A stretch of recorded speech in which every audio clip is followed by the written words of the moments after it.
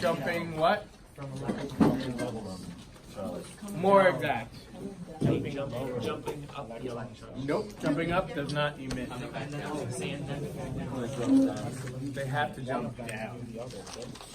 Yeah, but you don't get radiation from jumping up. All right? And again, how do we get them to jump up? You got to excite them, but how do you get them excited?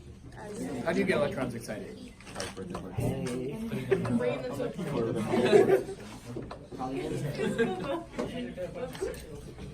What? You give them a clown? I think you guys are scared of clowns. You guys see it? Like that movie over there, it? You're scared of Chucky? Okay, how do you excite an electron? Hands? What did we talk about yesterday? What do things that emit light have in common? You heat them up. Yeah, heating them up is one way. Yes. What's another way? No, I have a question. Do you mean the electrons jumping down? Remember I had my diagram up here? Oh, my nucleus is still there.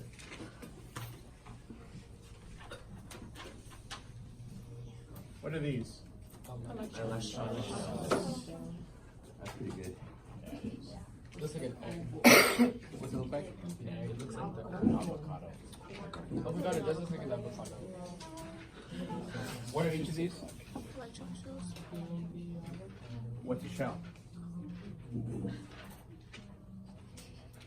It's like the area where the electrons Are moving. are moving up.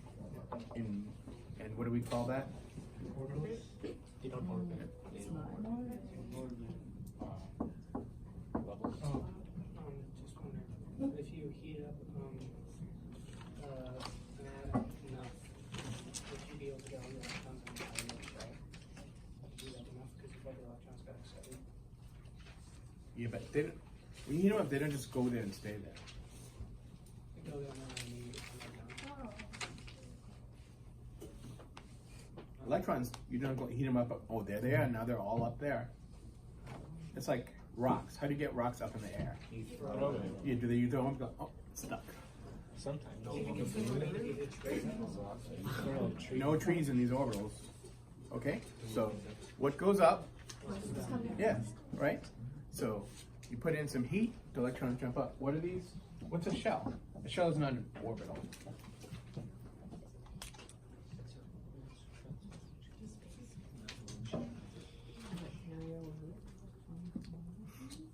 Yeah, kind of, but you know, what's another word for it?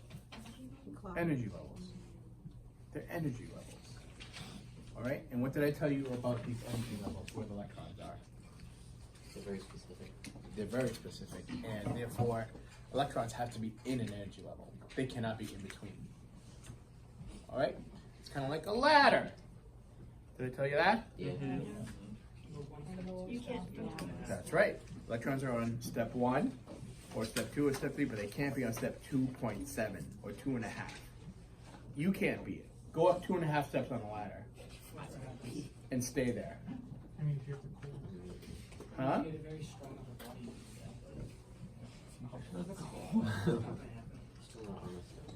Not gonna happen. Okay. So you were giving the example of throwing up rocks. So when they bounce up to like higher shelves, do they stay there for like any amount of time, or is it just they spend just as much time going up as they go? Like like rocks, they never stop. They go up and then they go down. It's kind of random. So, but do they like operate there for like a bit, and then when they lose energy, they slow down, or is it just immediate that they They drop can. like that? The idea is that if there's space underneath, right? And we're gonna talk about this today. If an electron jumps up here, right? In general, it wants to jump back down. It's not just one stuff. It's just lower energy levels is lower energy, and electrons are more stable where? Lower energy levels. But it can only jump down if there's space down here to jump to. What if it's already filled? See what I'm saying? What if another one jumped down and filled this energy level, and this one got stuck up here? Well, it can't go down. because this one's filled. So it just depends. And all electrons are the same. You can't say, no, I was there first. An electron's an electron. They're all exactly the same, yeah? So when an electron emits a photon, the move electron shows. Yeah. But not going up when it comes back down. It emits radiation. Okay? Can I remember the stuff? Did anyone take a look at the book at all?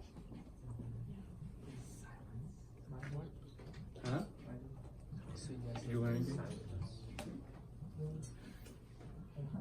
to 11.6 would be like physics, and then some talking about like. So you guys knew that, right?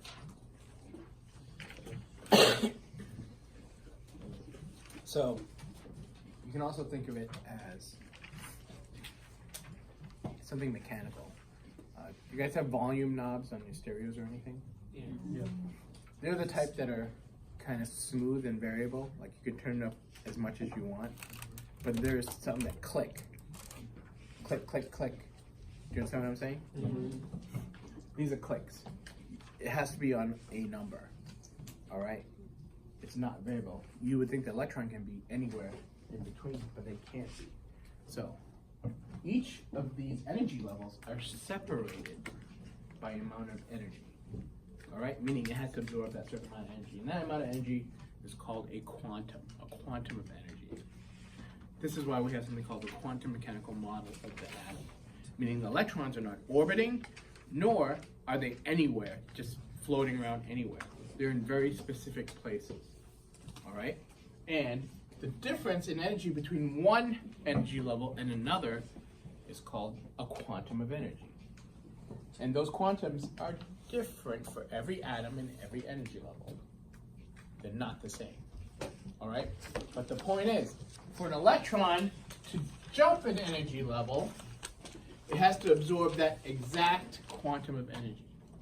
It can't absorb more, it can't absorb less. It has to be exactly. All right? And therefore, when it releases energy, it has to release that exact same energy. For an electron to jump an energy level, up an energy level, it has to absorb that exact quantum of energy to jump. And therefore, when it releases that energy, it must release the same exact amount. No more, no less. Okay?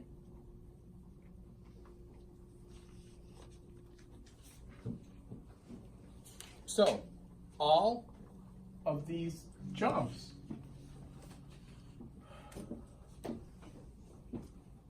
depend on, we'll have a big one out here.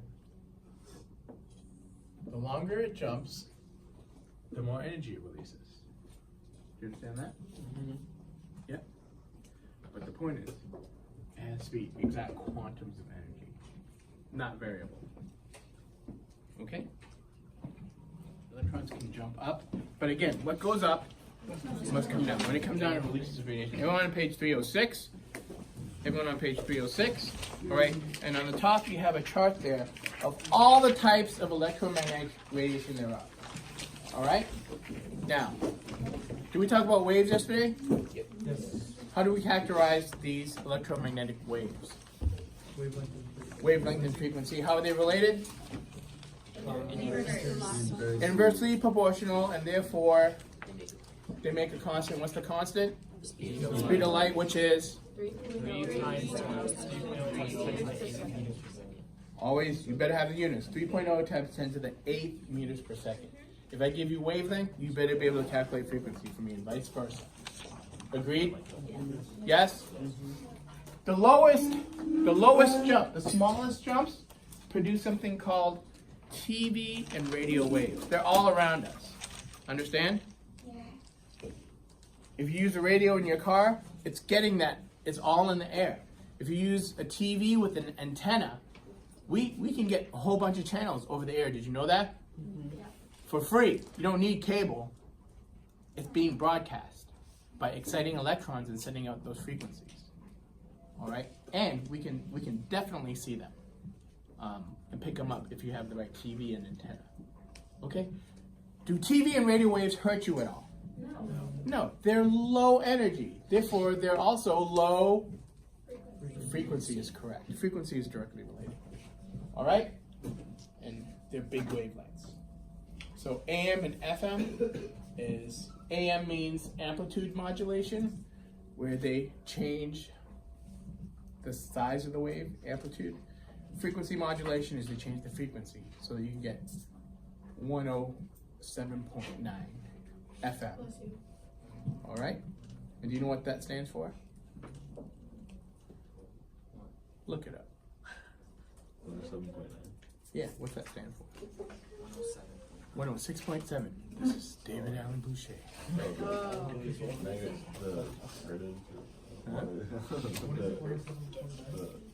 Kids 108? Yeah. But what's 107.9 mean? Okay, it doesn't mean hot. Look it up. It says hot. Radio waves. Yeah, but what's it mean? No. See, when you're looking at it, they'll tell you about the radio station. I'm asking you, what does 107.9 mean? Classic jazz. It's the frequency, it's the hertz. Yeah, it's the hertz. It's the frequency of the modulation. All right? And a different frequency will give you a different radio station because they all broadcast. They have rules what frequencies they broadcast at. All right? After that, the low energy jumps, which is the short jump. It could be a short jump here, it doesn't matter. All right? You next come to X-rays. Anyone ever here have an X-ray? Nope. Okay. And what do they always give you before you get an X-ray? The lead. A lead apron or vest, Yeah. right? And where do they put it on you? What? Right, MRI. You don't want a lead apron. But why do they put a lead apron on you? What are they trying to protect? Wrong. So the X-rays are really powerful. So they use They're the more lead- powerful, yeah. They use the lead to soften it, but they still use X-rays because it's more precise. Well, X-rays give you a good picture. So if you have a broken bone, they really need to figure that out. But they usually put it on your chest-ish area. And I'm asking you why. For all your It's more specific than that. Your chest has a greater surface area. Mine does. But are they really trying to protect my chest? Your heart. Huh? No. Well, your heart.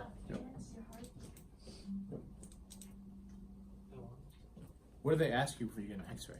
Oh, are you pregnant? That's right. Yeah, don't they protect your air so those don't mutate? Who? I don't know. Oh, I've your never it's gone it's got a name. Yeah, your sexual organs. What cells? Reproduction. Right. For you, it would be sperm. For us, it would be eggs. All right. For you, it's My eggs. What's really interesting is your sperm and your eggs have half the blueprint for your babies.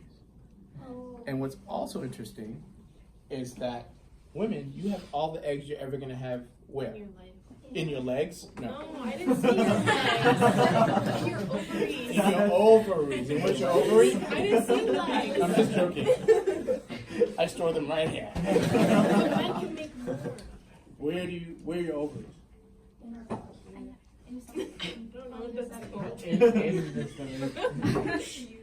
If X-rays are more powerful and they can cause mutation in the Your DNA, babies are gonna be. you don't want your eggs mutated. Do you understand that? Your babies All are right, gonna because be 20 all your eggs are all there. All the eggs you're ever gonna have. All right, and they don't change. You don't make new eggs, Yeah, right? yeah. You need about 12 a year until you go through menopause, 50-ish. I don't know, whatever. I'm not sure about this stuff. Okay? You're right. Okay? That's true. It's around there. All right? Guys, though, you make You keep making sperm. And you make how many? Hundreds of Billions. That's it. Millions. or 8 a day. No, okay. No. Millions and millions and millions a day. Yes? And chances are, you only need like 2 or 3 of them in your whole life. Maybe 4. Okay? And those are the fast ones. Agreed? Yeah. All right? But the fact is, they live and die every day, and you make new ones. But the fact is, if after your x-ray you happen to use the fast one, it's kind of wacky, because you mutated it, then what happens? When you mutate the blueprint, your baby comes out like what? 20 The guy from Goonies. The home. Again, versus the The Hulk. guy from Root! Give me food. Root! Okay? So, understand, we don't mind if the x-rays kill a couple of your regular cells. Your cells die all the time. Understand? they get replaced. It's not that big a deal, but they always ask if you're pregnant because a baby's cells, they're reproducing at an incredible rate. And if you mutate one of them, a lot of cells are going to come from that cell. All right? And you get massive problems from mutated cells. Is that clear? So understand that, you know, you should be covering your ovaries or covering your sperm. All right? That's what the lead thing is for. It's really not. I shall protect my forearm. It's very important. Otherwise, my hand would be on my elbow. So what if they do that for MRI? MRI is not X-ray. MRI is not electromagnetic radiation, and it's not. It's a. MRIs are magnetic fields. MRI stands for what? magnetic imaging. Almost magnetic resonance imaging. All right, and it's a huge magnetic field that flips electrons. You'll see. We'll talk about it, and it reads the energy that comes back after you flip them. But there has been never any proof that a magnetic field does harm to cells in any way. Magnets don't hurt us, so therefore it's not dangerous at all. All right, here we go. After X-rays, a bigger jump. What's that? That's X-rays is up here. I'm sorry, did it wake you? All right, microwaves. After radio waves, microwaves are a little bit more dangerous. Microwaves are tuned to the exact size and frequency of a water molecule. And therefore, microwaves will be absorbed by anything that has water. And that's why you put food in a microwave. All your food has water, by the way. All the ramen dishes without water. Okay? Can you think of food that doesn't have water? Can you put it in the microwave? Ramen dishes. Yeah. Fire. What do you eat again, Raphael? All right, tough guy. Gabe, do you know? Stop talking. Shh. Isn't it like laser? No, laser is very focused, coherent beams of light. Infrared is like how you would be able to see like heat amid like living things or just like It's heat. goggles, yeah. It's heat. Straight up, it's heat radiation. All right? We can see heat if you have infrared goggles. All right? You can measure it. But the idea is that the easiest thing is, have you ever gone to a buffet where they have those red lights that keep the food hot? Those are really infrared heaters. If you're in a nice house, it's possible you come out of the shower and they have a red light to keep you warm as you towel dry. All right? A nice house or a nice hotel room. You turn it on, and it looks like a red light. The red light is a byproduct of the infrared. They're really trying to just get the heat out. You don't need the red light for anything. Okay? But it just happens to come off of it anyways.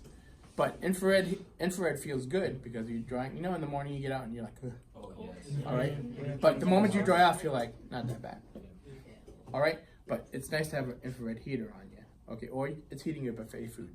But infrared energy is heat. Okay? And that comes from electrons jumping down. How about like infrared vision? Like not cameras, but like, you know, they use it to like, they use infrared lights and then infrared cameras to, so it's like they're shining a light, but nobody can see it, or Yeah. something. Infrared is invisible to us. Our eyes can't see heat, Black light. right? No. Racist. All right. Infrared is a radiation that we can't see. All we can see is what's next, which is the visible spectrum. Right. That's our eyes. So you have to understand that all of these are just like light, except that we can't receive it. We can't see it. The reason why we can see light is we have receptors in our eyes that react to the visible spectrum. Understand? Without that, we couldn't see anything. There are animals and insects that can see outside of visible.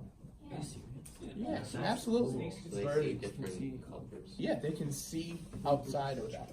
So therefore,